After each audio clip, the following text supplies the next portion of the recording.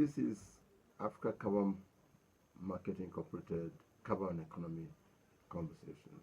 Today we are bringing you some information regarding the ongoing Conference of Parties of the United Nations that is holding at Belem, the Amazon city of Brazil. But I need to give you some information on fundamentals regarding to issues of climate conversations or Conference of Parties called COP.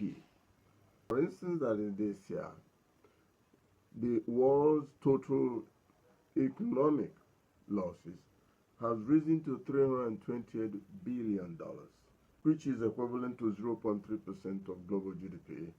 Out of this amount, $318 billion have been caused by natural disasters, catastrophes. And this has elicited covered by insurance. What it means that $146 billion are going to be used for insurance premium payments. About 6.1% of insurance payments globally.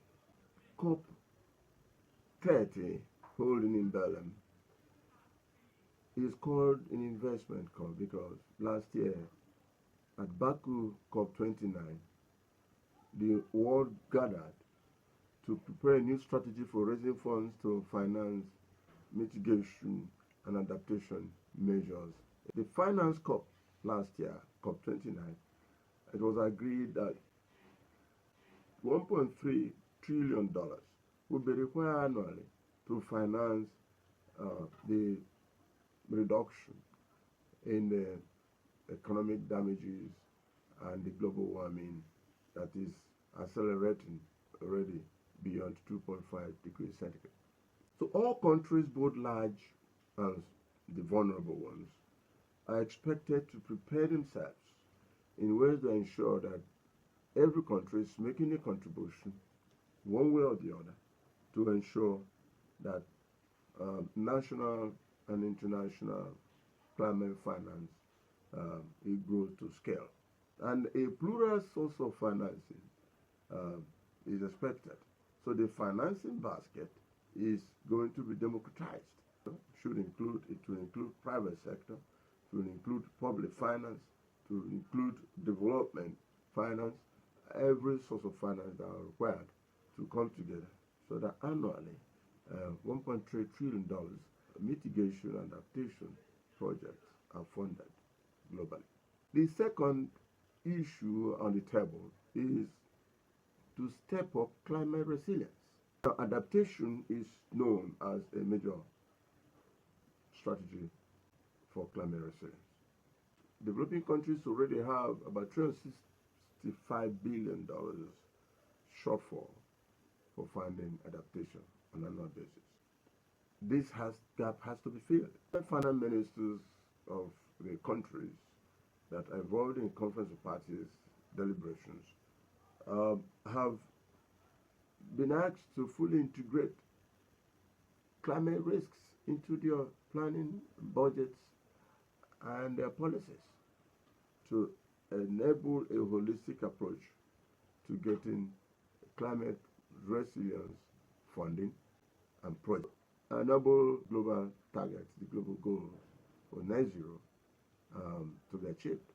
Currently, only 64 countries have been reported to have provided their own national determined contributions, which is just about 30% of emissions reduction targets.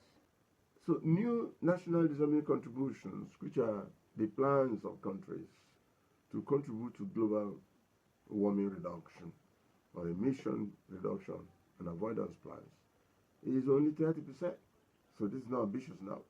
So the world is going to be strategizing at COP30 in Belem on how to increase ambition, to expand their plans so that the global targets could be met. For that purpose, the contributions are expected to be expanded sectorally, ensuring low carbon food production, ensuring ambitious forestry activities, ambitious renewable energy activities, vision ocean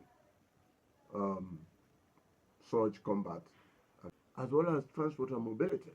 Fourth one is nature restoration and food system transformation. All the sectors that take a heavy toll on natural resources has to be redesigned in such a way that they are not taking such heavy toll. For instance, food system transformation shall be such that it's not degrading the forests. It should also be such that a lot of food waste is not increasing emissions. There has to be food waste reduction, waste conversions on farm and at the farm gate. So whatever, and at the industrial level as well. So that reduction of emission is achieved, whether at the farm gate, or even at industrial processing levels. It also supposes that water use for agricultural production has to be managed in such a way that is not also contributing to emission increment. It's expected that policies have to be designed to provide market incentives. This will enable investment structures to reduce risk and attract private finance.